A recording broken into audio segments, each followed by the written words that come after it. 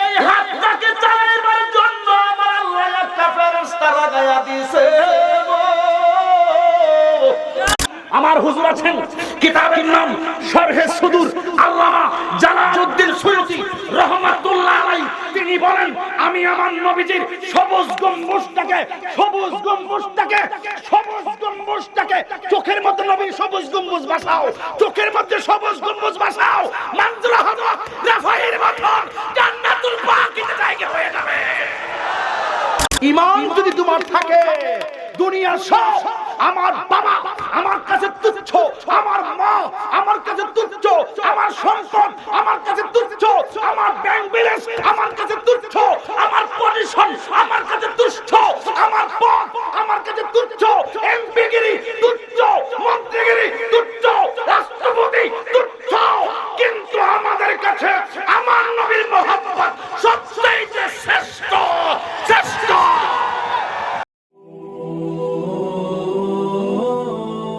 Fahim HD media, আহলে সুন্নাত ওয়াল জামাতি, মুক্তির পথ। এই জন্য আল্লাহ কোরআনে কয়, মিনহা খলাকনাকুম ওয়া ফিহা নুঈদুকুম ওয়া মিনহা নুখরিজুকুম তারাতান উখরা। আল্লাহ বলেন, এই মাটি থেকেই তোমাকে সৃষ্টি করা হয়েছে, এই মাটিতেই তোমাকে দাফন করা হবে। এবার একটু হিসাব মিলাইয়া দেন, মাটির দেহ মাটিতেই পড়ে থাকবে রে বন্ধু। এই জন্য যুবক পায়ে হাত দিয়া বলে যায়, দিলটাকে নরম কইরা দাও রে বাবা। আল্লাহ কয়, এই মাটি থেকে তোমাকে বানাইলাম। আল্লাহ একদিন ডাক দিয়া বলছিল, জিবরাইল গো,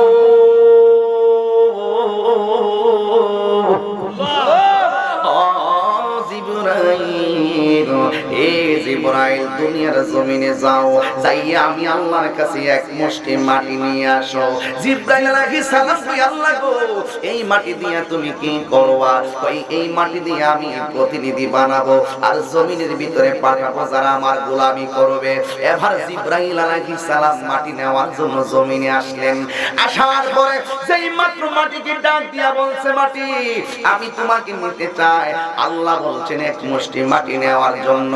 মাটি ডাক দিয়ে কয়, জিবরাইল এই মাটি নিয়ে, মনোযোগ দেন, এদিকে একটু তাকায়া ফেলেন, একটু গভীর মনোযোগ দিবেন। আরে বাবা, আপনার আমার ইতিহাস তো জানা লাগবে, কোথায় ছিলাম, কোথায় আসলাম, কোথায় যাব, কথা বলেন ঠিক কিনা? এবার মাটি ডাক দিয়ে কয়, জিবরাইল এই মাটি নিয়ে কি করবা? মাটি ডাক দিয়ে কয়, ও জিবরাইল কি করবা? জিবরাইল আলাইহিস সালাম বলে, মাটি আমি আসি নাই, আমারে আল্লাহ অর্ডার করেছে। কে অর্ডার করেছে? আমার আল্লাহ অর্ডার করেছে তোমাকে নেওয়ার জন্য। এই মাটি দিয়ে আল্লাহ প্রতিনিধি বানাবে, মানুষ বানাবে। এবার মাটিটা দিয়ে কয়, মানুষ বানাইলে কি করবে? কয়, জমিনের মধ্যে তাদেরকে পাঠাবে, পাঠাইলে জমিনের মধ্যে তারা আল্লাহর গোলামি করবে। ওই মাটি সেই দিন জিবরাইলকে ডাক দিয়া বলছে, ও জিবরাইল, সবাই তো আল্লাহর গোলামি করবে না। আমার সমাজের ভিতরে মসজিদে মুসল্লি আছে না নাই? আর জোরে কোন আছে না নাই? দেখেন মাটি কোন জায়গায় টোকা মারছে জিবরাইল রে। আরে বাবা, মসজিদে অনেক মুসল্লি আছে, ওই মুসল্লি কেউ 5 ওয়াক্ত নামাজ পড়ে আল্লাহকে পাওয়ার জন্য, আবার কেউ 5 ওয়াক্ত নামাজ পড়াও সুদ খাই, আছে না নাই? তাইলে নামাজের মধ্যে ভেজাল আছে না নাই? একটু মনোযোগ দিলে ওয়াজটা ভালো করে বুঝতে পারবেন। জিবরাইল আলাইহিস সালাম কয়, ও মাটি, আমি এই মাটি নেওয়ার জন্য আল্লাহ পাঠাইছে, প্রতিনিধি পাঠাবে। মাটি ডাক দিয়া বলে, জিবরাইল, সবাই তো আল্লাহর গোলামি করবে না, কেউ তো মাটির মধ্যে ঘুইরা ঘুইরা আল্লাহর সঙ্গে নাফরমানি করবে। আল্লাহর সঙ্গে নাফরমানি করলে আমি এই মাটি বরদাস্ত করতে পারবো না। জবান খুলে কি আল্লাহু আকবার বলবেন না? আল্লাহু আকবার। এই মাটি জিবরাইল আলাইহিস সালামকে না মানা করেছে রে। এবার আল্লাহ রাব্বুল আলামিনের কাছে জিবরাইল আলাইহিস সালাম গেলেন। যাওয়ার পরে ডাক দিয়ে কয়, ও জিবরাইল, মাটি আনছনি? জিবরাইল আলাইহিস সালাম বলে, আল্লাহ জিব্রাইল কয় মাটি তো দেয় নাই। আল্লাহ আকবার জোরে হবে। আল্লাহ ডাক দিয়া বলে মিকাইল রে, ও মিকাইল যাও যাও তুমি জমিনের মধ্যে যাও, যাইয়া আমি আল্লাহর কাছে মাটি নিয়ে আসো। এবার মিকাইল আলাইহিস সালাম জমিনের মধ্যে আসলেন, আসার পরে মাটি দেয় নাই। এবার ইসরাফিলকে পাঠালো, ইসরাফিল আলাইহিস সালাম মাটি নিতে পারে নাই। এরপরে আল্লাহ ডাক দিয়ে কয় আজরাইল, ও আজরাইল যাও যাও তুমি যাও। জিব্রাইল আনতে পারে নাই, মিকাইল আনতে পারে নাই। কোন জায়গায় ওয়াজটা যায় দেখেন, ইসরাফিল আনতে পারে নাই। আজরাইল গেছে মাটির কাছে, যাইয়া ডাক দিয়ে বলে মাটি, আল্লাহ বলছেন তোমার থেকে এক মুষ্টি মাটি নেওয়ার জন্য। এবার ওই মাটি ডাক দিয়ে কই আজরাইল জিব্রাইলকে ফিরাইয়া দিছি। মিকাইল চলে গেছে, ইসরাফিল চলে গেছে, তুমি আজরাইল চলে যাও। কয় কেন? কয় মাটি দিয়া যেই প্রতিনিধি বানাবে, মানুষ বানাবে, এরা জমিনে নাইমা অনেকে আল্লাহর সঙ্গে নাফরমানি করবে। আমি মাটি এটা কোনোদিন বরদাস্ত করতে পারবো না। আজরাইল ডাক দিয়া কয় মাটি, আমি জিব্রাইল নয়, আমি মিকাইল নয়, আমি ইসরাফিল নয়, আমি হলাম আজরাইল। আমি মাটি তোমার থেকে নিবই। আজরাইলে এক মুষ্টি মাটি দুনিয়ার সমান সমান 70 মণ। আল্লাহু আকবার বলে এই মাটিটা লইয়া আজরাইল আল্লাহর কাছে চলে গেল। আল্লাহ ডাক দিয়ে কয় আজরাইল তুমি কি মাটি আনছনি কেন? শুনেন, আজরাইলের নামটা শুনলে পশমটা কাটা কাটা দিয়া উঠে। আজরাইলের কথাটা শুনলেই আমার ভিতরটা নাড়াচাড়া দিয়া উঠে। কেন? ওয়াজটা এখান থেকে তুলছি, দেখেন আজরাইল কেমন। আজরাইল এত বিশাল বড় আজরাইল, যার এক মুষ্টি মাটি সমান সমান 70 মণ। আপনার আমার হাতের মতন হাত নাকি? যার এক মুষ্টি মাটি সমান সমান 70 মণ। এবার দেখেন আজরাইলের খাবারটা কত বড় বন্ধু। ওই আজরাইল যখন মাটি নিয়ে গেলেন, আল্লাহ ডাক দিয়ে কয় আজরাইল রে, জিব্রাইল ফিরে আসলো, মিকাইলে ফিরে আসলো, ইসরাফিলে ফিরে আসলো, তুমি যে আজরাইল দিয়ে ফিরে আসো নাই, তুমি তো মাটি টিকে নিয়ে আসছো। আল্লাহ ডাক দিয়া বলে আজরাইল তোমাকে কি মাটির কান্না ধরে নাই? এবার আজরাইল সেদিন আল্লাহরে ডাক দিয়া কয় আল্লাহ গো, হাজার মাটির কান্না চাইতে তুমি আল্লাহর হুকুমটাই আমার কাছে সব চাইতে বড়। এই জন্য আমি মাটির কান্নায় পরাজিত হই নাই গো আল্লাহ। আল্লাহ ডাক দিয়া কয় আজরাইল, ও আজরাইল মাটির কান্না তোমার মন গলাইতে পারে না, মাটির কান্না তোমার মন গলাইতে পারে না। ও আজরাইল আজকে শুনে না করে আজরাইল, এই মাটি দিয়ে আমি আল্লাহ যত প্রাণী বানাবো, সব প্রাণীর রূহটা কবজ করার দায়িত্ব আমি আল্লাহ তুমি আজরাইলকে দিয়া দিলাম। এই আজরাইল এত বিশাল বড় আজরাইল, আমি বলছিলাম আজরাইলের নামটা শুনলে কাটা কাটা দিয়া ওঠে শরীরটা। কেন জানেননি? আজরাইল অনেক বড়। ওই আজরাইলের মাথায় যদি 7 সমুদ্র 13 নদীর পানি ঢেলে দেওয়া হয়, 1 ফোঁটা পানি আজরাইলের পায়ের তলায় পড়বে না। এত বিশাল বড় আজরাইল। এখন বলবেন হুজুর আজরাইলের দিয়া ওয়াজটা শুরু করলেন কারণ কি? রায়তলা গ্রামের ভিতরে, বাবা রায়তলার কেডা আছে এখানে? তুমি আছো, তোমার নাম কি? হ্যাঁ, হানিফ খান। হানিফ তোমার আব্বা আছে? এই যে হানিফ মিয়ার ঘরটা কত বড়?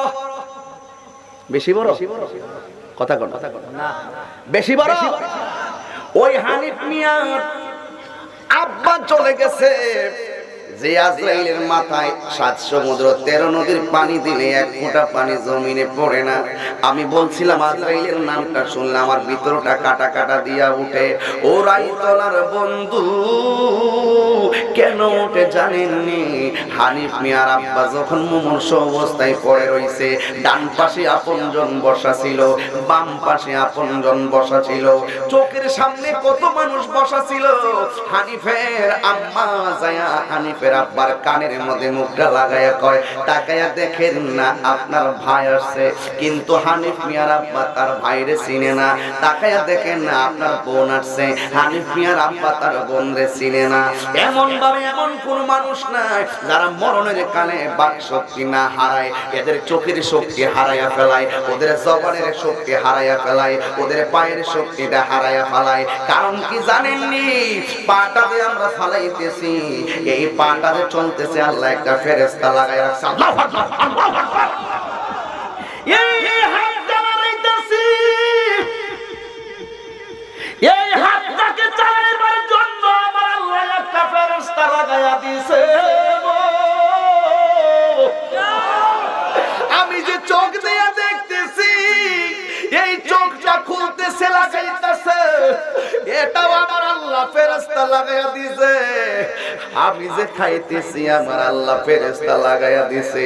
এমন একদিন তোমার আমার জীবনে আসবে, বিছানা থেকে আর হাঁটতে পারবো না। এই যে পায়ের ফেরেশতা আল্লাহর ডাক দিয়া বলবো, আল্লাহ আর একটু সময় দাও, এই পা দিয়া হেঁটে হেঁটে আল্লাহ তোমার ঘরে মসজিদে নামাজ পড়তে যাইব। আল্লাহ ডাক দিয়া বলবে, ও ফেরেশতা, আর জীবনে আমি যতটা কদম তাকদীরে লিখে রেখেছি সব শেষ হয়ে গেছে, আর একটা কদম দিতে পারবে না। তার চোখ দিয়া যা দেখার সব দেখে ফেলেছে। এই চোখ দিয়া আর কোরআন তেলাওয়াত চলবে না, এই কান দিয়া যা শোনার শোনা হয়ে গেছে, এই কান দিয়া আর আযানের ধ্বনি শোনা যাবে না। জবান দিয়া যা বলার বলা হয়ে গেছে, এই জবান দিয়া আর মা ডাক দিতে পারবে না। এই জন্য রাইতলার মানুষ জবানটা খুইলা কও, এই কানটা বন্ধ হওয়ার আগে কান দিয়ে আযানের ধ্বনি শোনার দরকার আছে না নাই? এই জবানটা বন্ধ হওয়ার আগে এই জবান দিয়ে আমার আল্লাহর জিকির দরকার আছে না নাই? এই পাটা অসল হইবার আগে অনেক মানুষ বুঝে না, ভাই হুজুর আমার বাবা মুমূর্ষ অবস্থায় পড়ে রইছে, আমার বাবা হাঁটতে পারে না। অথচ দেখেন বাবা, যতদিন হাঁটার শক্তি আছিল হাইটা তুমি আল্লাহর কোন মসজিদে যাও নাই।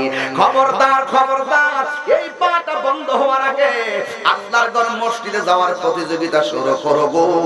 একদিন তোমার পাগুলা বন্ধ হইয়া যাবে, একদিন তোমার চোখের সামনে কত মানুষ দাঁড়াইয়া থাকবে, তুমি মানুষগুলারে চিনার শক্তি হারাইয়া ফেলবা। একদিন তোমার মুখের ভিতরে যেই মুখ দিয়া এদিকে তাকান, যেই মুখ দিয়া গ্লাসের পানি গদ গদ করে খাইলা, একদিন তোমার মুখের ভিতরে চামচ দিয়া পানি দিব। এই চামচ দিয়া পানি দিলেও চামচের পানিটা কন্ট্রোলের নিচে যাবে না, এই দিক দিয়ে পায়া পায়া পানিটা পরে থাকবে। এই জন্য যুবক, এই কথাগুলো বললে ভালো লাগে না। কেন জানেননি? হুজুর এই ওয়াজ বাদ দেন। কারণ বাদ দিতাম কেন রে বাবা? একমাত্র মরণের ঘাটে গেলে আমার কথাগুলা কাজে লাগবে। তাহিরি হুজুর যে রাইতলা গ্রামে মরণের বর্ণনা দিছিল গো, একটা মানুষ কত অসহায়। আমার নবী আপনার নবী বলেন, সাকরাতুল মউতের কষ্টটা হলো সবচাইতে বড় কষ্ট।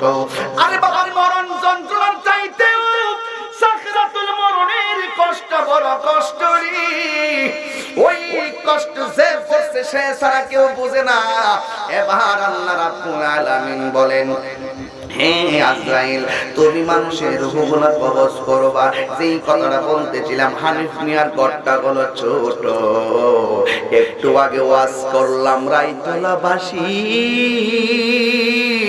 আজরাইলের মাথায় 7 সমুদ্র 13 নদীর পানি দিলে পানি তৃষ্ণা। আজরাইলের মাথায় 7 সমুদ্র 13 নদীর পানি দিলে এক ফোঁটা পানি জমিনে পড়বে না। ওয়াজ কিন্তু আমার এই জায়গায় না, ওয়াজটা হলো এই জায়গায়। হানিফ মিয়ার ঘরটা হলো ছোট, ঘরের ভিতরে তার মা বসা বাবার পাশে, আর তার ভাইগুলা বসা তার বাবার পাশে। হানিফ মিয়ার ঘরের আত্মীয় স্বজন তার বাবার পাশে বসা, কিন্তু দেখা গেল ওই ছোট্ট একটা ঘরের ভিতরে আজরাইলে ঢুকছে, দুইটা রূহটা লইয়া গেছে। হানিফ মিয়ার আম্মা পাশে বসে খতম করে, কিন্তু হঠাৎ করে দেখে হানিফ মিয়ার আব্বা, তার নাম কি? তার আব্বার নাম কি? চান খান। হঠাৎ করে দেখে তার আব্বা জবানটা লড়াই না, হঠাৎ করে দেখে তার আব্বা চোখটা লড়াই না, হঠাৎ করে দেখে তার আব্বা পাটা লড়াই না, হঠাৎ করে হানিফের আম্মা কয় কি ব্যাপার দেখতো হানিফ, তোর আব্বা দি টুট লড়াই না, তোর আব্বা দি মুখ লড়াই না, তোর আব্বা দি শরীরটাও লড়াই না, নাই নাই নাই নাই নাই নাই নাই নাই। হাইরে হঠাৎ করে বিদায় হয়ে গেল, মানে হলো সে মারা গেল। এত বড় আজরাইল ঘরে ঢুকলো কেউ বলতে পারে না, এত বিশাল বড় আজরাইল কোন ফাঁকে রূহটা নিয়ে গেল কেউ টের পাই নাই, কোন ফাঁকেতে নিয়ে গেল কোনো টের পাই নাই। এখন ওয়াজ কিন্তু আমার এখানে নয়, ওয়াজটা হলো এখানেই। ওয়াজটা কোন জায়গায় দেখেন, ওয়াজটা হলো আমার সেখানেই। গাছ থেকে পয়রা যদি কেউ পা ভাঙে, আজকে দেখলাম একটা ছেলে ওই গতকাল ঢাকা থেকে মনে হয় আসছে, হঠাৎ করে হাতটা কেটে গেছে। আজকে দেখলাম আমার সামনে ছবি তোলার জন্য গেছে, কে এটা ছেলেটা? তোমার নাতি। একটা ছেলে হাত কাটছে, তার হাতটা কাটা দেখা গেছে, আর হাতটানে সেলাই লাগাইলো। আরেকটা ছেলে গাছ থেকে পয়রা গেলে কোমর ভাঙে গেলে ডাক্তারের কাছে নিয়ে কোমর প্লাস্টার করলো, পা ভাঙে গেলে পা গুলারে প্লাস্টার করলো। ওয়াজটা আমার শুধু এখানে রে আব্বা, কিন্তু গাছের থেকে পয়রা হাত ভাঙা যায়, গাছ থেকে পয়রা আপনার কোমরও ভাঙা যায়। এই যে আজকেও দেখেন, এই যে একটা ছবি আমার হাতে এখন আসছে, দেখেন দেখতেছি মোটরসাইকেল অ্যাক্সিডেন্ট হইয়া মোটরসাইকেলের পাশে রক্তাক্ত অবস্থায় লোকটা পড়ে আছে, একেবারে লোকটা মারা গেল। দেখেন দেখেন কত বড় হিসাব দেখেন। ও যুবকের দূর, এই যে মাথা ফেটে গেছে, সবাই রক্তাক্ত অবস্থাটা দেখছে, গাছ থেকে পয়রা পা ভাঙছে, সবাই অবস্থাটা দেখছে। কিন্তু আজরাইল যখন রূহটা লইয়া যায়, যদি তুমি বেঈমান হইয়া মারা যাইবা, যদি তুমি ঈমান হারাই, যদি তুমি ঈমান হারা হইয়া মারা যাইবা। আর দুনিয়ার হাত ভাঙলে পা ভাঙলে ডাক্তার প্লাস্টার কইরা দেয়, কিন্তু মা বাবা সত্য গোষ্ঠীর সামনে আজরাইলের রূহটা নেওয়ার সময় কিতাব প্রমাণ করে, হাদিস প্রমাণ করে, লোকটা যদি বেঈমান হইয়া মারা যায়, আজরাইলের রূহটা টান দেওয়ার সাথে সাথে তার হাড্ডিগুলো ঠাস ঠাস করে ভেঙে যায়, রগগুলো ঠাস ঠাস করে ছিঁড়া যায়, কেউ বলতে পারে না। এমনি গাছ থেকে পড়লে পা ভাঙলে পা প্লাস্টার করে, কিন্তু লোকটা যখন মরণ হইয়া যায়, সাত শরীরে রক্তগুলা পানি হইয়া যায়, এই পানি যে হইয়া গেল কেউ ধরতে পারে না, তার শরীরের রগগুলা ঠাস ঠাস করে মরণের সময় ছিঁড়া গেল, কেউ টের পায় না, তার হাড্ডিগুলার চূড়াগুলো ঠাস ঠাস করে খুলে গেল, একটা মানুষও টের পায় না। এমন একটা অবস্থা তোমার আমার মরণ, যেমন দেহ তেমন আছে, গায়ে লেখা থাকে না মরণটাকে ঈমানের সাথে হয়েছে না বেঈমানের সাথে হয়েছে, কিছুই লেখা থাকে না। এই জন্য যুবকের দল, আমার নবী দুইটা কথা বলে গেছেন। এক নম্বরের কথা বলে গেছেন, একটা মানুষ মারা যাওয়ার পরে যদি তার চেহারাটা কালো কালো দাঁতগুলা বের হয়ে থাকে, আর জিহ্বাটা কামড় দিয়া রাখে, আর চোখ দুইটা যদি উল্টায়া রাখে, মনে করবা তার মরণের লক্ষণটা বেশি ভালো নয়। আর আমার নবী আর একটা কথা বলে গেছে, ও সাহাবায়ে কেরাম, একটা মানুষ মারা যাওয়ার পরে যদি দেখো তার কফনটা থামতেছে, আর একটা মানুষ মারা যাওয়ার পরে যদি দেখো লোকটা সারা জীবন ছিল কালো, কিন্তু মারা যাওয়ার পরে লোকটার চেহারার মধ্যে হলুদ হলুদ একটা ভাব চলে এসেছে, মনে হয় যেন মরে নাই, মনে হয় যেন ঘুমায়া রইছে। আল্লাহর হাবিব ডাক দিয়ে কই, ও আমার জগৎবাসীরা রে,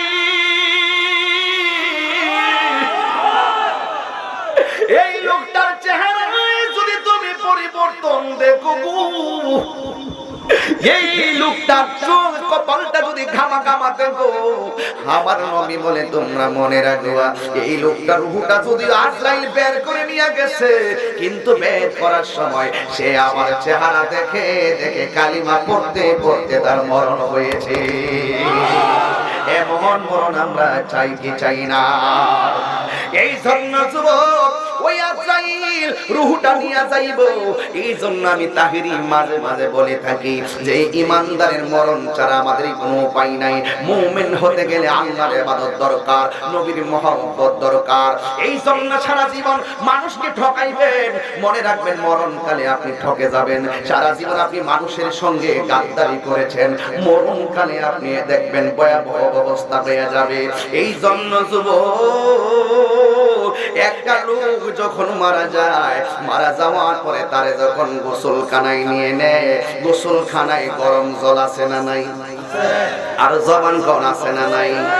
ওই বড়ই পাতার গরম জল যখন শরীরের মধ্যে দিয়ে দেয়, তখন হঠাৎ করে তার রূহটা বলতে থাকে, আম্মা ও বন্ধু রে, জীবনে কোনোদিন শরীরে এত গরম পানি দেই নাই, আমার শরীরে কেমনে এত গরম পানিটা তোমরা ডাইলা দিলা? কিন্তু মুর্দার ব্যক্তির রূহর আহাজারি পৃথিবীর কেউ শুনবে না। আবার গোসল করাইয়া যখন খাটের মধ্যে শুয়াইয়া দিব, বেঈমান ডাক দিয়া বলবে, ও আমার প্রতিবেশী, কেমনে তোমরা আমার এই খাটের মধ্যে বিছানা ছাড়া শুয়াইয়া দিলা? আমার পিঠের হাড়গুলা যেন ভাঙ্গা যাইতেছে। কিন্তু দুনিয়ার কোনো মানুষ বোঝার কোনো খবর নাই। এরপরে তারা যখন কাফনের কাপড় দিয়া মাথার মধ্যে একটা বান দিব, পায়ের মধ্যে একটা বান দিবে, বুকের বরাবর একটা বান দিবে, সে তখন একটা চিৎকার মাইরা কইব, ও আমার প্রতিবেশী, আমার বুকের উপরে এমন ছুরি একটা বান দিছো, এই বানের কারণে আমার বুকের হাড্ডিগুলা যেন ভাঙ্গা সুরমার সুরমার হইয়া যাইতেছে। কিন্তু দুনিয়ার কোনো মানুষ বোঝার কোনো ক্যাপাসিটি নাই। আবার যখন তারে জানাজার ময়দানে নিয়ে যাইব, নেওয়ার পরে তখন সে জানাজার নামাজে হাজার হাজার মানুষ থাকবে, সে মনে মনে ভাবে, হাইরে আমার সবাই চিরদিনের জন্য বিদায় দিয়ে দিতেছে। আর ডাক দিয়া কয়, প্রতিবেশী, আমারে এমন ভাবে বিদায় দিও না, আমার তাড়াতাড়ি তোমরা বিদায় দিও না। এইভাবে আহাজারি করে মানুষ বোঝার কোনো ক্ষমতা নাই। ও মন্ত্রী, ও এমপি, ও ওসি, ও ডিসি সাহেব, ও এসপি সাহেব, ও বক্তা সাহেব, ও অফিস সাহেব, ঈমান ছাড়া কোনো উপায় নাই। কথা বলেন ঠিক কিনা? ঈমান ছাড়া কোনো গতি নাই। গায়ের জোরে মানুষের সঙ্গে কথা বলিয়েন না, মানুষকে ধান্দাবাজি ফালাইয়েন না, মানুষকে ঠকাইয়েন না, কবরে ঠকে যাবেন। এবার যখন তার দেহটারে নিয়ে যাবে কবরস্থানের ভিতরে, এবার কবরের ভিতরে দুইজন লোক নামবে, নামার পরে লাশটারে কবরের ভিতরে নামায়া দিব। এবার মুর্দারে রূহটারে জিগাইব, তোর কবরের ভিতরে তোর আপন কে হবে? তখন সে ডাক দিয়ে বলবে, যেই দুইজন আমার কবরের ভিতরে নামছে, এই দুইজন হবে আমার কবরের আপন। ও বন্ধুরে, ওয়াজ কিন্তু আমার এখানে নয়, এইগুলো আপনারা দৈনিক দেখেন, মাসে একবার দেখেন চিত্রগুলো, কিন্তু হাকিকতের খবরটা একটু লয়ালন। যেই মাত্র কবর থেকে দুইজন যখন উঠে যাবে, উপরে যখন বাঁশগুলা বিছাইয়া দিবে, আর যখন চাটাইটা বিছাইয়া দিবে, হুজুর যেই দোয়াটা আমি যে আয়াতটা পড়ছিলাম, পৃথিবীর প্রত্যেকটা দেশে মানুষ মারা যায়, প্রত্যেকটা কবরের মাটি দেওয়ার সময় দোয়াটা পড়া হয়, মিনহা খলাকনাকুম ওয়া ফিহা নুঈদুকুম ওয়া মিনহা নুখরিজুকুম তারাতান উখরা। এইভাবে যখন বলে বলে মাটি দিবে, এবার তা জিগাইব, তোর কবরের আপন কে হবে রে? তখন লোকটা বেঈমান অবস্থায়, সে তো মারা গেছে, তার চেহারাটা কালো হয়ে গেছে, চোখ দুইটা বাইরে হয়ে গেছে, আবার মরণের সময় পায়খানা প্রস্রাব করে পাঠাইয়া ফেলাইছে। কিন্তু কবরে যাওয়ার পরে সে কি উত্তর দেই দেখেন, তখন ডাক দিয়ে কয়, আমার জন্য ঘরের মধ্যে কাঁদলো, আমার কবরে কেউ আসলো না, আমার গোসল দিল, আমার কবরে কেউ আসলো না, আমার জানাজার ময়দানে জানাজা দিল, কেউ কবরে আইলো না, আমার দুইজন কবরের মধ্যে নামাইলো গো, আমার কবরে কেউ আসলো না। এইভাবে হাই হাই করে কান্না শুরু করে দিবি। এই কান্না করার পরে তার অবস্থাটা কি হবে? এই ছেলে বাবা, তুমি একটু দাঁড়াও তো দেখি, বাবা তুমি একটু দাঁড়াও তো দেখি। হ্যাঁ তুমি একটু দাঁড়াও, দাঁড়াও একটু, তুমি খুব মনোযোগ দিয়ে ওয়াজ শুনতেছো। তোমাকে একটু প্রশ্ন করি, যারা একটু মাঝে মাঝে চলে যাচ্ছে তাদের কাছে মনে আজরাইল আর জীবনও আসবে না। আপনারা বেঁচে থাকেন 500 বছর, এবার আপনারা মরণ দরকার আছে, আছে না? আপনাদের কাছে তো মরণ হবে ইনশাআল্লাহ। এখন তুমি মনে করো, এই সবাই তার দিকে তাকান, তুমি মনে করো এই মুহূর্তে তুমি কবরে আছো, তোমার আমি 3টা প্রশ্ন করব, এই হাজার মানুষের সামনে এই প্রশ্নের উত্তরগুলো তোমাকে আজকে দিতে হবে। বলো, মার রাব্বুকা, আবার বলো, ওয়া মা দীনুকা, ওয়া মা কুনতা তাকুলু ফি হাযা রাজুল।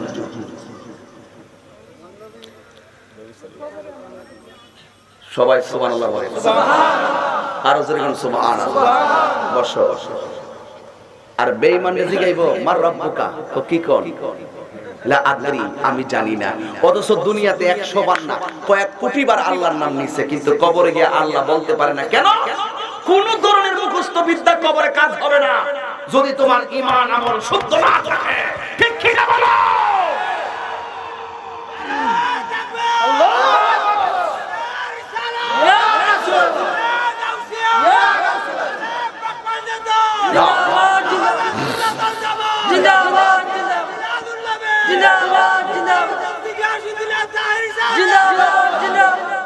তুমি যদি এখন এগুলো বলতে নাও পারতা, আমি তোমাকে মন্দ বলতাম না। তোমার প্রেম শক্তি, ঈমান শক্তি কবরের ভিতরে এই উত্তর দেওয়ার জন্য আল্লাহ তৌফিক দিয়ে দিবে। সুবহানাল্লাহ, আর জোরে বলুন সুবহানাল্লাহ বলো।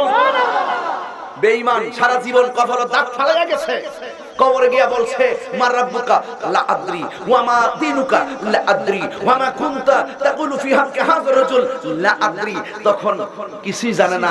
আল্লাহ জাহান্নাম থেকে একটা রাস্তা করে দিবে, জাহান্নামের হাওয়া তার কবরে ঢুকবে। আর যখন আপনি ঈমানদার হবেন, তখন সে ঘরে গোসল দেওয়ার আগে বলবে, আম্মা তাড়াতাড়ি গোসল দেওয়ান, ও প্রতিবেশী তাড়াতাড়ি গোসল দেওয়ান। আবার গোসল দেওয়ার সময় বলবে তাড়াতাড়ি গোসল দেন। আবার জানাজার সময় বলবে তাড়াতাড়ি বিদায় দেন। কবরে নামার পরে বলবে তাড়াতাড়ি নামাই দেন, আপনার তাড়াতাড়ি সরে যান। ঈমানদারকে জিজ্ঞেস করবে মার রাব্বুকা, ঈমানদার বলবে রব্বি আল্লাহ, ওয়া মা দীনুকা, দীনি আল ইসলাম, ওয়া মা কুনতা তাকুলু ফি হাক্কি হাযা রাজুল। এই যে লোকটা বসে আছে, এই লোকটা সম্পর্কে তুমি কি বলতে, তুমি কি বলতে, তুমি কি বলতে? তাকে চিনো কিনা জিজ্ঞেস করবে না, সে বলবে তিনি আমার জান, তিনি আমার প্রাণ। আমার রাসূল বলবেন হে মুনকার নাকির, থেমে যাও, যে আমার নবীজিকে সেই ক্ষমতা দিয়েছেন কে? আল্লাহ। রাসূল সশরীরে কবরের মধ্যে থাকবেন, কানার দল দেখবে না, মুমিন দেখবে। আমরা কি ঈমানদার না বেঈমান? রাসূলকে কবরে দেখব। এই কথা বলবো না। কারা কারা রাসূলকে দেখতে চান হাত তুলেন, 2 হাত সোজা করেন। আবার নবী দেখার ক্ষমতা আছে না নাই?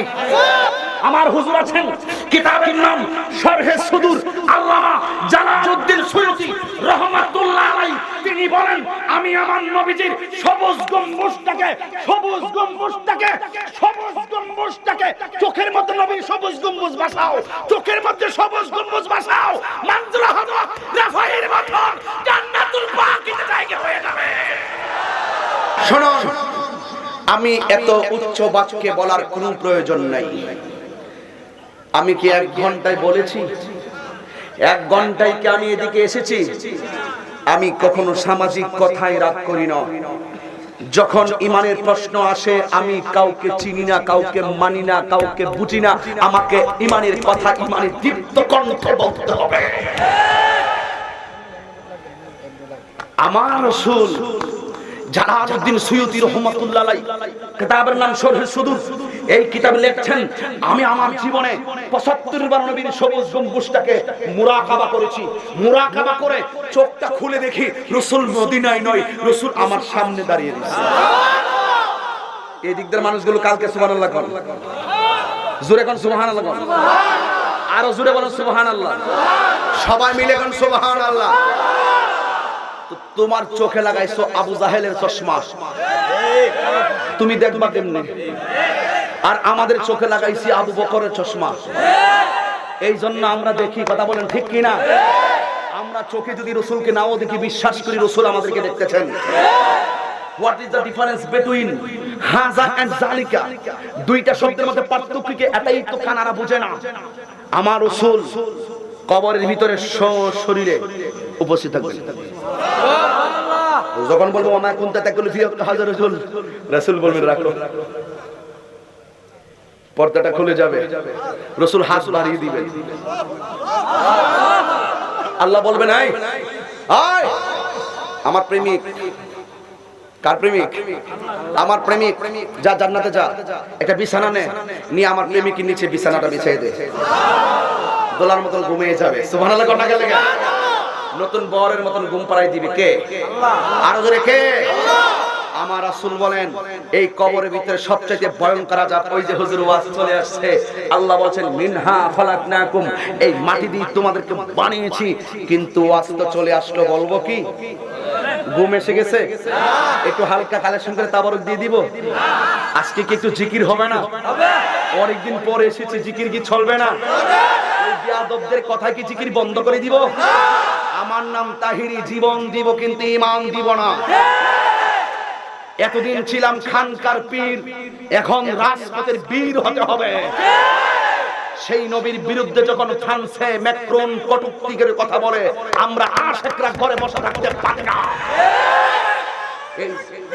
বসো বসো, এটা ঈমানি তেজ। ম্যাক্রন আমার নবীর ব্যঙ্গচিত্র করে আমার নবীকে অপমান করেছে, ঠিক কিনা বলুন? আমরা প্রেমিকরা মানতে পারি নাই, আন্দোলন কি দেখেন নাই? আগামীকালও খারে রাতে 10টার সময় নাকি 10টার সময় প্রতিবাদ মিছিল আছে, আপনারা সবাই যাবেন তো ইনশাআল্লাহ? সবাই যাওয়ার চেষ্টা করবেন। আমিও বাংলাদেশের অনেক জায়গায় যাচ্ছি, এখন তো ইন্টারনেটের যুগ, আপনারা তো দেখেন আমি বাইতুল মুকাররমে গিয়েও সেখানে প্রতিবাদ করেছি। রাসূলুল্লাহর বিরুদ্ধে কে কথা বললে, কে এমপি, কে মন্ত্রী, কে প্রাইম মিনিস্টার, কে রাষ্ট্রপতি, কে ওসি, কে ডিসি, কে এসপি, কে এনএসআই, সেগুলো দেখার টাইম নেই। রাসূলের বিরুদ্ধে যে কথা বলবে তার বিরুদ্ধে রুখে দাঁড়ানো আমাদের ইমানদারদের নৈতিক দায়িত্ব, ঠিক কি না বলুন? তুমি যদি নবীর বিরোধিতা করো, রাইতলা কবরে ঢুকাই দেবো।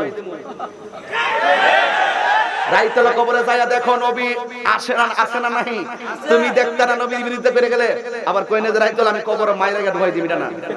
কইতাছি যে রাইতলা কবরে ঢুকেন মরার পরে, মরার আগে না, মরার পরে যাই দেখেন নবীর প্রশ্ন আছে। কার প্রশ্ন? নবীর প্রশ্নটা কে লাগাইছে মৌলবী? হ্যাঁ, নবীর প্রশ্ন কেন লাগিয়েছে? এটাই ঈমান। এটা কি? সিন্নি খাইলা কার দ্বারা, মোল্লা সিন্দানা। এই তো আমার ওয়াজ আরেকটা এসে গেছে, বলবো কি? রাসূল বলেন কবরের ভিতরে সবচাইতে ভয়ঙ্কর আযাব হলো ডান পাশের মাটিগুলো এক প্রান্তে যাবে, বাম পাশের মাটিগুলো আরেক প্রান্তে যাবে। দুই প্রান্তের মাটিগুলো ওহাবিরে এমনে চাপাড়া মারবো। ডান পাশের হাড্ডিগুলা বাম পাশের হাড্ডির ভিতরে ঢুকাই দিব, আর বাম পাশের হাড্ডিগুলো ডান পাশের হাড্ডির ভিতরে ঢুকে যাবে। তুলার মতন নরম বানায়া ফেলবে মৌলবী, তুলার মতন নরম বানায়া ফেলবে। পরের বাড়ির খাওয়ান আর বড় পেট করলে তো চলবে না, ওখানে গেলে সব গুঁড়া হয়ে যাবে। কথা বলার ঠিক না? শুনুন, স্লোগান দিও না বাবা।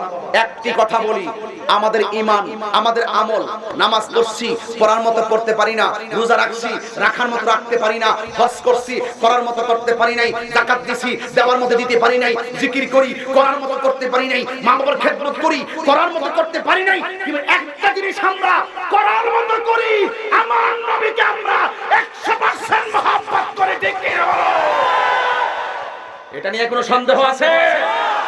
এই জন্য বলছি কবরে যাইবা আমলে সালেহ করে যাও, নেক আমল করে যাও, নবীকে জানের চাইতে বেশি মহব্বত করে যাও। রাজি আছো না নাই বলো বাবা? আরেকটি কথা মনে হয়ে গেল, বলতেই তো আজকে হবে। এখন রাত্র বাজতেছে কয়টা? 1:45। মনে হচ্ছে যেন মাগরিবের আযান হয়েছে। আওয়াজে মনে হয় এই মাত্র এশারের নামাজের পরে খাবার খেয়ে এসেছেন আপনারা। এটাই তো প্রমাণ হয়ে যায় সুন্নিরা কাউকে গাড়ি ভাড়া করে আনতে হয় না। সুন্নিরা সিন্নি খাওয়িন না, সুন্নি নয়, ঠিক কি না বলো? এই জন্য কথা আজকে একটাই ফাইনাল হবে, আমার নবী সশরীরে কবরে থাকার ক্ষমতা আছে না নাই? আছে না নাই? কবরের ভিতরে একটা বিচ্ছু আসবে, বিচ্ছু বিচ্ছুর গায়ে পশম। আমাদের ঘরে কালো সর আছে না, কালো সর পাক্কর বড়ডি মুডারি, ওই সনের ঘরে সিফা দিয়া বাঁশের সিফা তাহে, রশির মতন সরটি বয়া তাহে, দেখলে কিন্তু খুব ভয় লাগে, কিন্তু হাতে লাগলে হাত পড়ছে যায়। ওই কি কইরে লুরা লুরা, হ্যাঁ চেলা চেলা না, আচ্ছা জানি যেটা কোনে এই লাউ কদু অসুবিধা নাই, বিছাও ওই কবরের ভিতরে যে বিচ্ছুরা আসবে, বিচ্ছুটার গায়ের মধ্যে যে পশমগুলা থাকবে, এই পশমগুলো হবে সুই যেমন চুক্কা চুক্কা, ঠিক পশমগুলো এইভাবে চুক্কা চুক্কা থাকবে। এর মধ্যে মারাত্মক বিষ থাকবে। তার বডিটারে মানে ফ্যাটটা বরাবর আছে না, খাই বাজে বরাবর ফ্যাটটা বরাবর, এই বিষটা এমন একটা পেজ দিবে, দিলে একবারে সাথে সাথে পেটটারে পচায় ফেলাইব। আমার রাসূল বলেন বিচ্ছু যখন তার বডিটারে পেজ মারবো, সে তখন বিশ্বের যন্ত্রণায় কবরবাসী এমন জোরে একটা চিৎকার মারবো, আল্লাহকে ডাক দিয়ে কোন তো আল্লাহ, জবানটা খুলে বলো আল্লাহ। সেই দিন কবরের ভিতরে এই বিচ্ছুর বিষের যন্ত্রণায় সে এমন ভাবে একটা চিৎকার মারবে, আমার রাসূল বলেন ওই কবরের বেঈমানের কবরের চিৎকারের আওয়াজ যদি দুনিয়ার কোন মানুষের কানের মধ্যে একটা সেকেন্ডের জন্য লাগতো, তাহলে তার কানটা একেবারে ফেটে যেত, কান দিয়া রক্ত বের হয়ে যেত, আর লোকটা কানতে কানতে জীবিত লোকটা মারা যেত। কবরের বিকট কণ্ঠের এত বিকট আওয়াজ, এই কান্নার আওয়াজ কেউ শুনবে না, কিন্তু একটা ফেরেশতা আল্লাহ দিব কবরের ভিতরে, এটা কানেও শুনে না, চোখেও দেখে না। এটা নাম নাকি আর না একটা নাম, একটা ফেরেশতা, এই ফেরেশতাটা তখন কবরের ভিতরে ঢুকবো, চোখে দেখে না, হাতে থাকবো পৃথিবীর সমান একটা হাতুড়ি, ওই বেয়াদবদারে মানে গাটিটা মারবা লাগে, এমনি একটা বড় একটা ইয়া লইয়া, নাম কইন না কেউ, ঠিক আছে, কারা তারা কারা, এই বুদ্ধি করে নাম লইেন না, বিজি বড় নাম লইেন না, ভারতদের নাম লইেন না, কারা কারা কারা, একেবারে মুডা হাতুড়িটা লইয়া এমন জোরে তারারে বাইরে বয়, চোখে যখন দেখে না হেতে কি মাটির বাইরা নাকি তারার ওই বাইরা, এটা কিন্তু বোঝার কোনো রাস্তা নাই। আবার যে বাইরেতেছে, বাইরে ঠেলা যে কানতাছে, কান্নার যে আওয়াজ হেতে কানে শুনে না, কানলো কি আর না কানলো কি, তারারে একবারে বাইরে একবার দুমাও নাই, কিন্তু একদিন না তো কিয়ামত পর্যন্ত বাইরেই তুই থাকবো, বাইরেই তুই থাকবো। কিন্তু নবীর প্রেমিক যারা, তারা ঘুমাইতে থাকবো, ঘুমাইতে থাকবো। কিয়ামতের আগে যখন ইসরাফিলের সিংহ ফু দিব, তখন ইমানদারটা কইব, আহা রে মাত্র এই মাত্র ঘুমাইছিলাম, কেডারে ঘুম থেকে তুললো, আর ইয়া রাসূলুল্লাহ বলো কেডারে তুললো, এমাদা তারার অবস্থা ভয়াবহ, এমাদা তাইনে কত কেডারে তুললো। এটাই হলো ইমানদারদের খেলা, তাহিরি বুঝো না কেমনে কথা ক, এটাই তাহিরির খেলা। ঈমান যদি তোমার থাকে, দুনিয়ার সব, আমার বাবা আমার কাছে তুচ্ছ, আমার মা আমার কাছে তুচ্ছ, আমার সম্পদ আমার কাছে তুচ্ছ, আমার ব্যাংক ব্যালেন্স আমার কাছে তুচ্ছ, আমার পজিশন আমার কাছে তুচ্ছ, আমার পদ আমার কাছে তুচ্ছ, এমপিগিরি তুচ্ছ, মন্ত্রীগিরি তুচ্ছ, রাষ্ট্রপতি তুচ্ছ, কিন্তু আমাদের কাছে আমার নবীর মহব্বত সবচেয়ে শ্রেষ্ঠ, শ্রেষ্ঠ। সঠিক? এই জন্যই তো রাসূল বলেছেন, লা ইউমিনু আহাদুকুম হাত্তা আকুনা আহাব্বা ইলাইহি মিন ওয়ালিদিহি ওয়া ওয়ালাদিহি ওয়ান নাসি আজমাইন। মায়ের চাইতে নবীকে ভালোবাসতে হবে কম না বেশি? বাবার চাইতে মা নবীকে ভালোবাসতে হবে কম না বেশি? ওয়ান নাসি আজমাইন, হুজুর এর অর্থ হলো সকল। দেখছেন আলেম থাকলে কি লাভ, পাশে জ্ঞানী থাকলে কি লাভ, দেখছেন নি? এই জন্য সভাপতি বানান লাগে আলেম দীক্ষা, ঠিক আছে নি? শুনেন, রাগ না গুসা না, আমরা ইমানদার, ইমান নিয়ে কবরে গেলে নবী পাবো কি পাবো না? তোলেন হাত তোলেন, সবাই আল্লাহরে তিনবার ডাক দেন,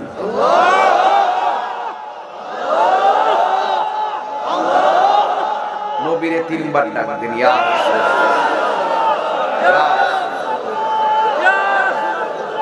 হে আল্লাহ। এই রাইতলা কবরস্থান, বিশ্বের যত কবরস্থানে আযাব হচ্ছে মুসলমান নরনারীর কবরে। আল্লাহ দয়াল নবীর উসিলায় কবরে আযাব আপনি বন্ধ করে দেন। আল্লাহ রায়তলার পোলাপানগুলো গানের আয়োজন করে নাই, ওরা কনসার্টের আয়োজন করে নাই, ওরা তোমার মহব্বতের বাগান সাজাইছে। আল্লাহ এই রায়তলা কবরস্থানে কবর আযাব আপনি মাফ করে দেন। যতটা এলাকার মানুষগুলো আসছে প্রত্যেকের এলাকার গোরস্থানের কবর আযাব মাফ করে দেন। আমরা আল্লাহর বিধান, আল্লাহর ইবাদত, নবীর মহব্বত, আউলিয়া কেরামের সোহবত, মা বাবার খেদমত চাই কি চাই না? সুন্নিয়াতের প্রচারের স্বার্থে ভিডিওটি লাইক, কমেন্ট ও বেশি বেশি শেয়ার করুন। আমাদের সাথেই থাকুন।